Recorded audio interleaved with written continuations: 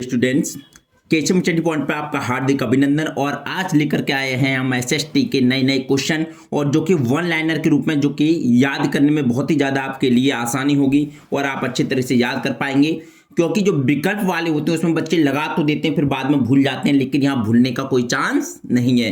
तो आइए एक साथ करते हैं और समझते हैं और समझते हुए चलते हैं, और हर एक क्वेश्चन को बड़ी बारीकी से देखें। अगर एक बार में वीडियो समझ में नहीं आए तो प्लीज वीडियो को दोबारा जरूर देखिएगा। बस 2 बार वीडियो देखने के बाद में मैं कहता हूं फिर आप भूल नहीं पाओगे।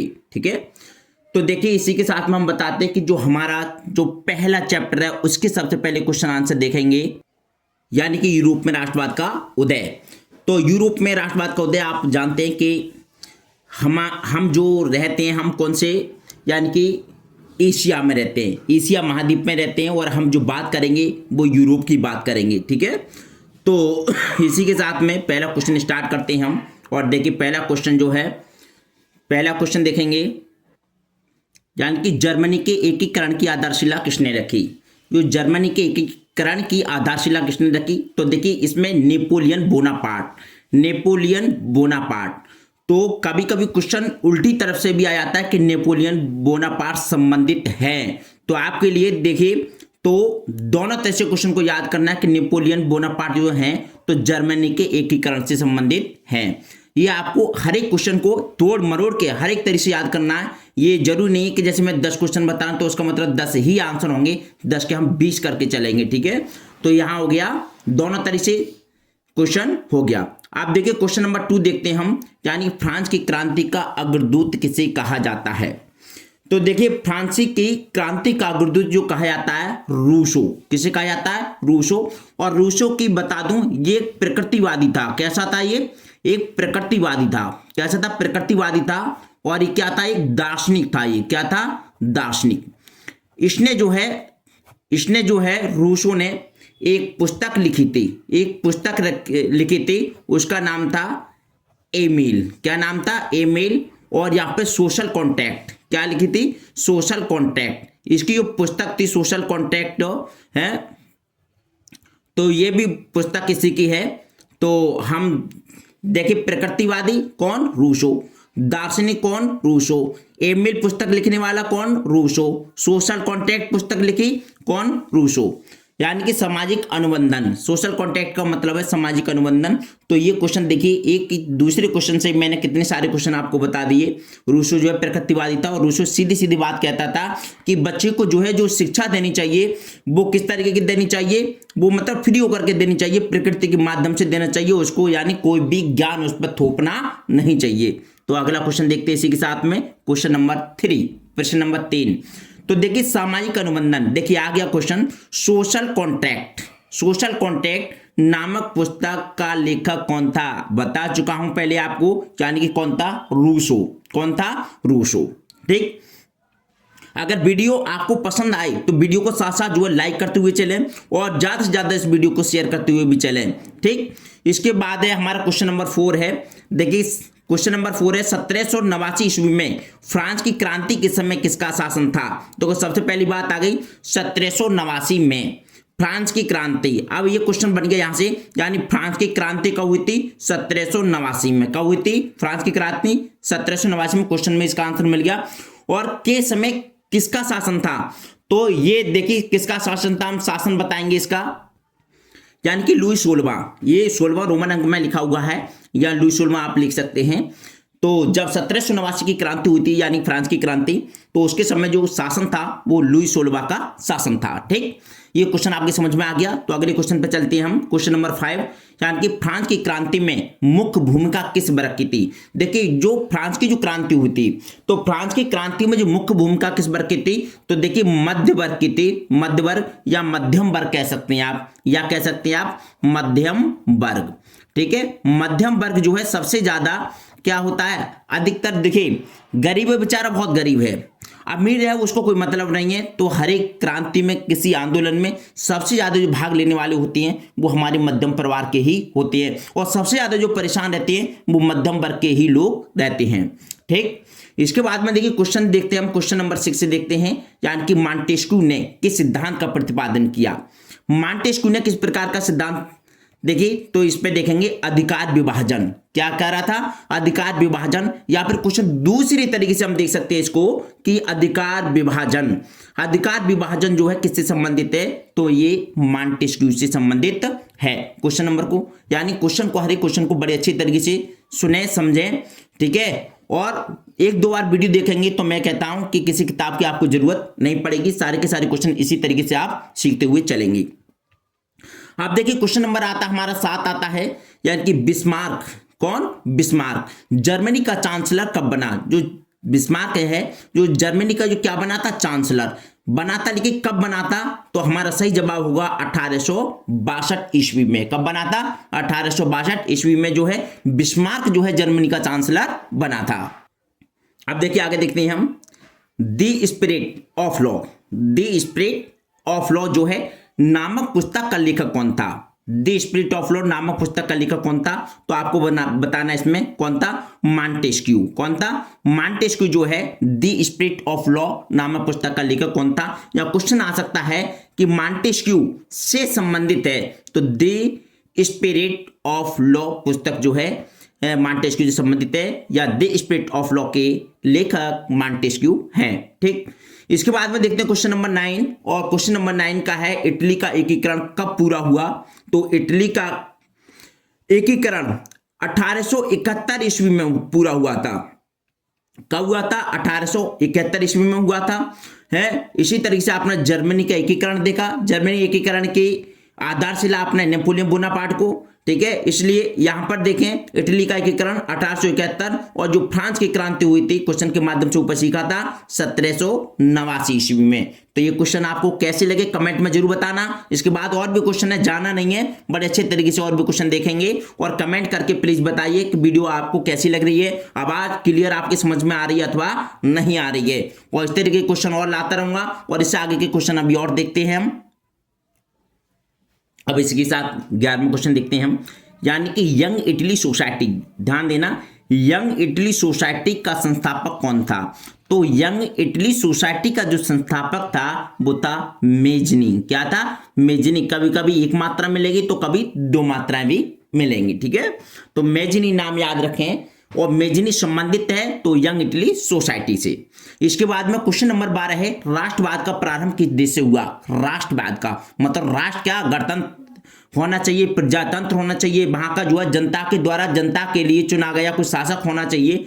तो वही राष्ट्रवाद का जो प्रारंभ है किस देश से हुआ था, ये फ्रांस से स्टार्ट हुआ था। कहां से स्टार्ट हुआ था, फ्रांस से।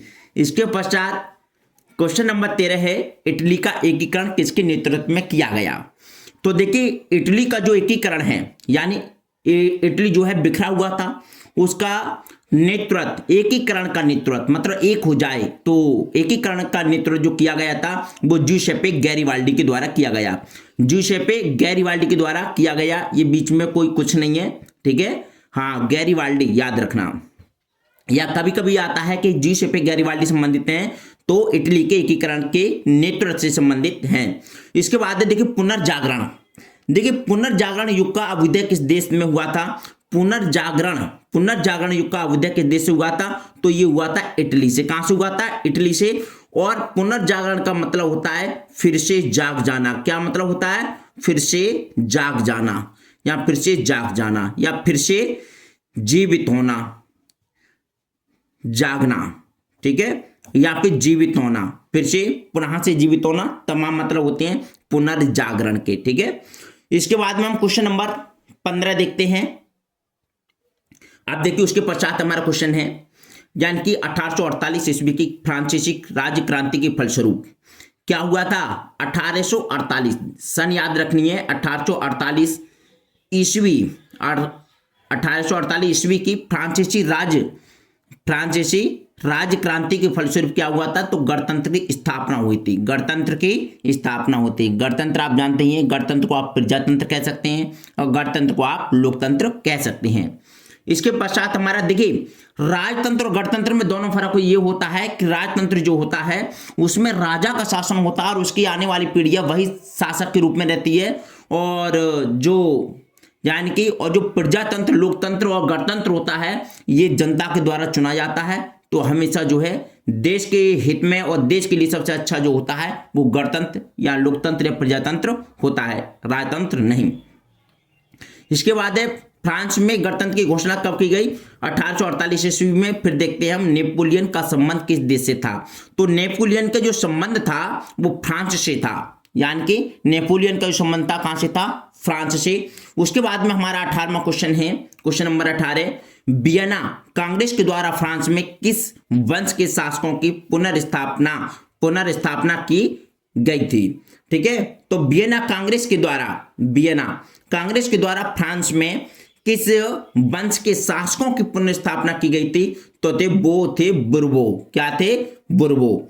ठीक, इसके पश्चात हमारा क्वेश्चन नंबर नेक्स्ट है, यानी कि 19 क्वेश्चन नंबर। उसके बाद में हमारा क्वेश्चन नंबर 19 यानी कि 19 है, किस संधि द्वारा जर्मनी का एकीकरण पूरा हुआ? यानी किस संधि द्वारा जर्मनी का एकीकरण पूरा हुआ? तो देखिए आपको बताता है, फ्रैंकफर्ट की संधि थी। फ्रैंकफर्ट की जो संधि थी उसके द्वारा जो है जर्मनी का एकीकरण पूरा हुआ। इसके बाद आता है हमारा रक्त और लोह की नीति किसने बनाई? रक्त और लोह की नीति जो है बनाई थी बिस्मार्क ने। किसने? बिस्मार्क। या क्वेश्चन आता है बिस्मार्क से संबंधित है, तो रक्त और लोह की नीति जो है बिस्मार्क से संबंधित है।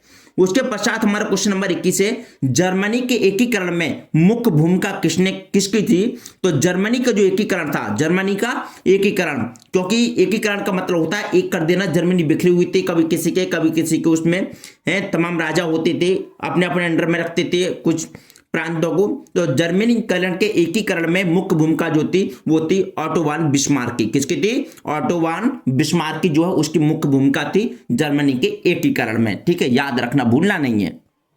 इसके पश्चात हमारा क्वेश्चन नंबर 22 है, और क्वेश्चन नंबर 22 देखेंगे हम, नेपोलियन बोनापार्ट की पराजय कब हुई थी? तो नेपोलियन बोनापार्ट था, उसकी जो पराजय हुई थी वो 1815 ईस्वी में हुई थी। कब हुई थी? 1815 ईस्वी में। इसके बाद है क्वेश्चन नंबर 23 है हमारा, ऑटो वन बिस्मार्क का संबंध किस देश से है? ऑटो वन जो बिस्मार्क है उसका संबंध किस देश से है? तो ये है हमारे जर्मनी से। किससे है? जर्मनी से। साथ साथ वीडियो को लाइक करते चले, कमेंट और शेयर करते हुए भी चले।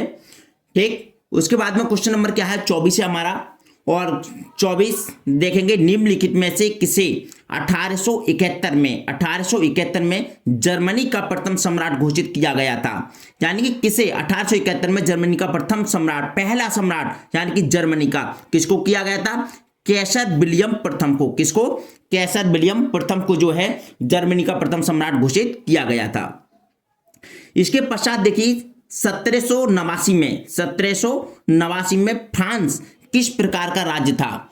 1789 में फ्रांस किस प्रकार का राज्य था? तो इसमें है असीमित राजतंत्र। क्या है? असीमित राजतंत्र जो है इसका सही जवाब होगा। अब देखते हैं क्वेश्चन नंबर 26 देखते हैं, निम्नलिखित में से कौन सा देश केंद्रीय शक्तियों में सम्मिलित था? जो केंद्रीय शक्ति आती है उसमें कौन सा देश सम्मिलित था? तो इसमें 4 विकल्प होंगे, उसमें से सही विकल्प लगाएंगे आप जर्मनी। कौन सा लगाएंगे? जर्मनी जो है, जो भी विकल्प आपके दें उनमें से केंद्रीय शक्तियों में सम्मिलित कौन सा था? जर्मनी। उसके पश्चात निम्नलिखित में से ये किसका कथन है?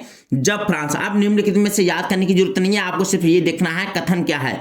तो कथन है हमारा, जब फ्रांस छींकता है, देखिए वेरी इंपोर्टेंट है, जब फ्रांस छींकता है तो बाकी यूरोप को सर्दी जुकाम हो जाता है। वेरी इंपोर्टेंट है, बहुत अच्छा कथन है।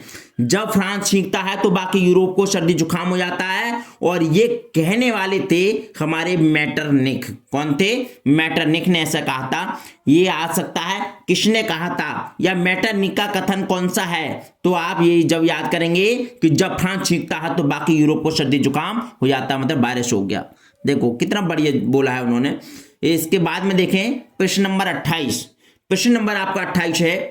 प्रश्न नंबर 28 को देखेंगे, जूसेपे मैजिनी द्वारा स्थापित गुप्त संगठन था। देखिए जूसेपे ये मैजिनी ने एक संगठन बनाया था, और इस संगठन का जो नाम था यंग इटली। क्या नाम था इसका? यंग इटली संगठन का नाम था। या फिर आ सकता है क्वेश्चन, यंग इटली किससे संबंधित है? तो आप याद करेंगे जूसेपे मैजिनी से संबंधित है यंग इटली।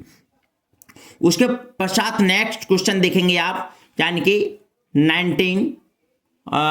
29 और 30। देखिए इसके बाद में 4-5 क्वेश्चन और हैं, वीडियो स्किप करके नहीं जाइए प्लीज, पूरी वीडियो देखें। ठीक, एक दो बार में आपको पूरी याद हो जाएंगे।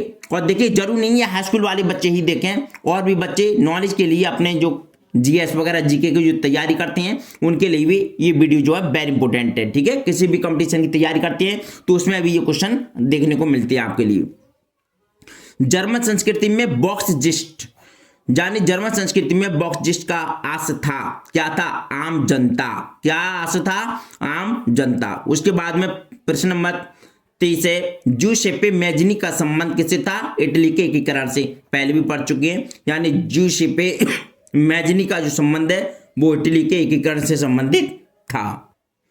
अब देखिए नेक्स्ट क्वेश्चन हमारा 31 है, वियना की संधि कब हुई थी? तो वियना की संधि हुई थी 1815 में। यह 1815 संबंधित है, तो वियना की संधि से संबंधित है, इसको याद रखना है आपको। ठीक, उसके बाद है निरंकुशवाद का तात्पर्य। देखिए निरंकुशवाद का क्या तात्पर्य है? तो निरंकुशवाद का तात्पर्य होता है, बड़ी ध्यान से समझना, ऐसी शासन व्यवस्था जिसमें सत्ता पर कुछ व्यक्तियों का अंकुश होता है, यानी कि कुछ व्यक्ति उसको चलाते हैं, उसमें क्या होता है? निरंकुश शासन होता है। वहां जो शासन होता है वही जो चलाएगा वही अपनी चलाएगा, चाहे वो जनता के हित में चाहे अहित में है। ठीक है, तो एक बार और देख लीजिए, ऐसी शासन व्यवस्था जिसमें सत्ता पर कुछ व्यक्तियों का अंकुश होता है उसको निरंकुशवाद कहती है। ठीक, अब देखिए उदारवाद। उदारवाद से क्या तात्पर्य है? तो उदारवाद व्यक्ति को स्वतंत्रता तथा कानून के समक्ष समानता, इसी को कहते हैं उदारवाद। ठीक है, जो उदारवाद जो कहते हैं तो व्यक्ति को स्वतंत्रता मिले पूरी है बोलने की, किसी धर्म के मतलब बहुत सारी स्वतंत्रता, जैसे आदमी स्वतंत्र रूप से जी सके, उसको लगे कि मेरा वास्तविक जीवन में अपना जी रहा हूं, वही स्वतंत्रता है। कानून के समक्ष समानता, और कानून के समक्ष समानता हो यानी किसी तरह का कोई पक्षपात ना हो, इसी को कहते हैं उदारवाद। फिर अगला क्वेश्चन है हमारा, यानी कि 1789 में 1789 में फ्रांस में 1789 में फ्रांस में राष्ट्रवाद की प्रथम अभिव्यक्ति का क्या परिणाम हुआ? तो 1789 में जो फ्रांस में राष्ट्रवाद की प्रथम जो अभिव्यक्ति हुई उसका ये परिणाम आया कि फ्रांस की क्रांति स्टार्ट हो गई, फ्रांस की क्रांति हो गई। ये थे हमारे जो है 35 क्वेश्चन, और मैं समझता हूं बहुत अच्छे तरीके से आपके समझ में आ गए होंगे। और अगर समझ में आ गए वास्तविकता से, तो आप जो है ज्यादा से ज्यादा जो है इसको आप शेयर कीजिए और अच्छा सा प्यारा से कमेंट भी कीजिए। ठीक है, अगली वीडियो किस पर होनी चाहिए या किस पर नहीं होनी चाहिए। तो ये 34 क्वेश्चन हो गए हमारे, और 34 क्वेश्चन जो है पूरे आपको एक बार में ही शायद याद हो गए होंगे, और नहीं हुए तो एक बार और वीडियो देख लेना और अपने दोस्तों के साथ में जरूर शेयर कर देना। वीडियो पसंद आए तो लाइक कीजिए, कमेंट कीजिए, शेयर कीजिए। थैंक यू सो मच, नमस्कार।